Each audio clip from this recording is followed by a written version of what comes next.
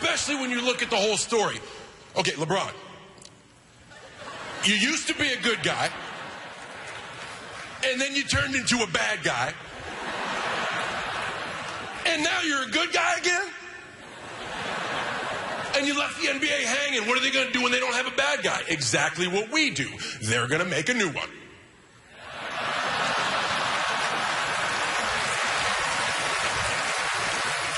And this anniversary show is going to be different because the ESPY Awards are being hosted by a former athlete.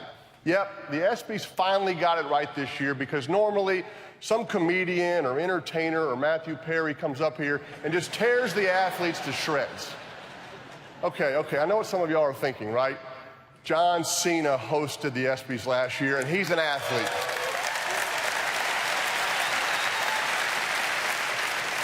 Yeah. John Cena is an athlete the same way that Ryan Lochte is a reliable witness. Okay? It's just... I'm not going to rip on any of you guys, okay? I mean, these ESPY folks, they wanted me to say all this stuff to mock athletes and coaches. I said, no, absolutely not. I'm not going to do it. And here are a few of the jokes that I hated the most. Like this one.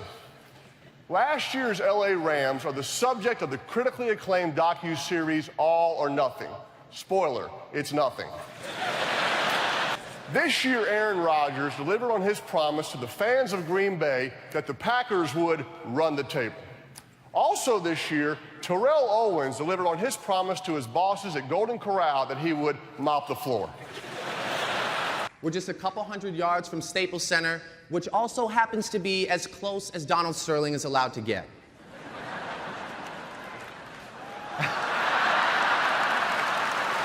Now, these are all New York Knicks jokes. And these ESPY folks, they begged me to do these. And I gotta tell you, they absolutely make me sick. Check this out.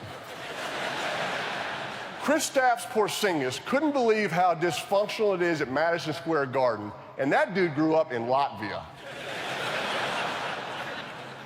What a terrible year for the Knicks. They had to escort a former legend out of the building for acting like a crazy person. Then there was that whole thing with Charles Oakley.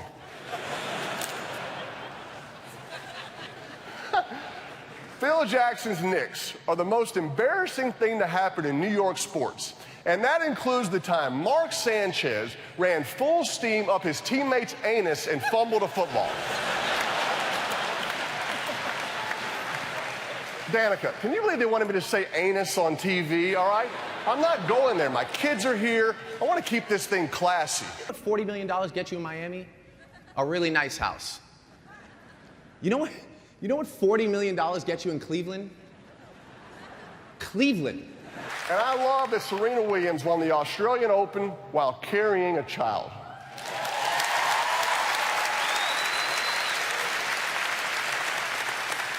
I mean, that's even more impressive than 2 years ago when the Denver Broncos defense won the Super Bowl while carrying me. I've been to Seattle. Their fans are incredible. If CenturyLink Field was any louder, Russell Westbrook would be wearing it. You've had some terrible outfits in your life, I'm gonna be honest. Terrible. Also, Roger Clemens could not be here tonight, or the next 5 to 10.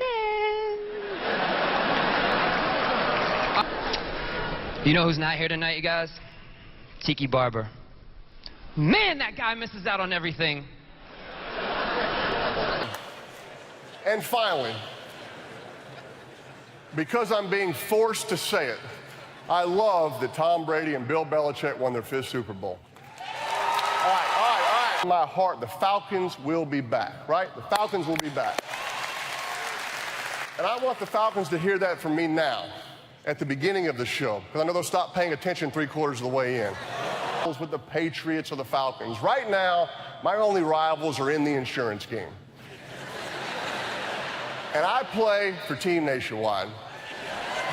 And I gotta compete with Flo from Progressive, Mr. Discount Double Check, Aaron Rodgers,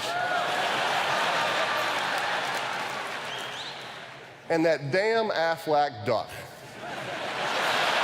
I know people think that I do too many commercials, okay? But I just want to tell the haters out there, you're not going to get to me, all right? and there's no chance you're going to make me sweat.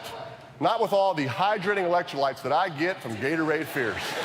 LeBron James is going back home to Cleveland. It seems like in one day, Johnny Manziel went from the biggest thing in Cleveland to a guy who lives in Cleveland. And then there was all the talk about how Kobe needs Shaq to win a championship.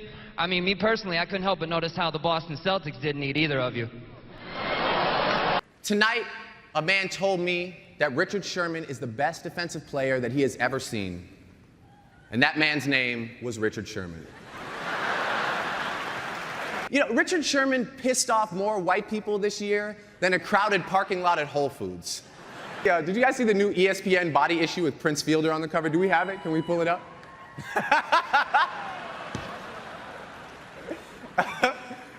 Rick Ross, do you see what you've started here?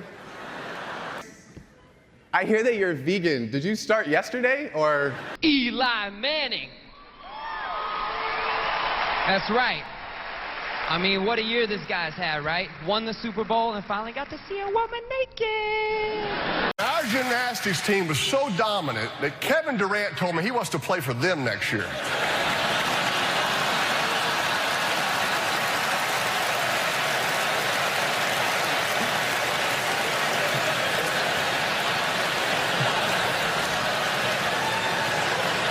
And I got to tell you, I don't think you'd start for that team, Kevin. Yeah. Russell Westbrook, what do you think?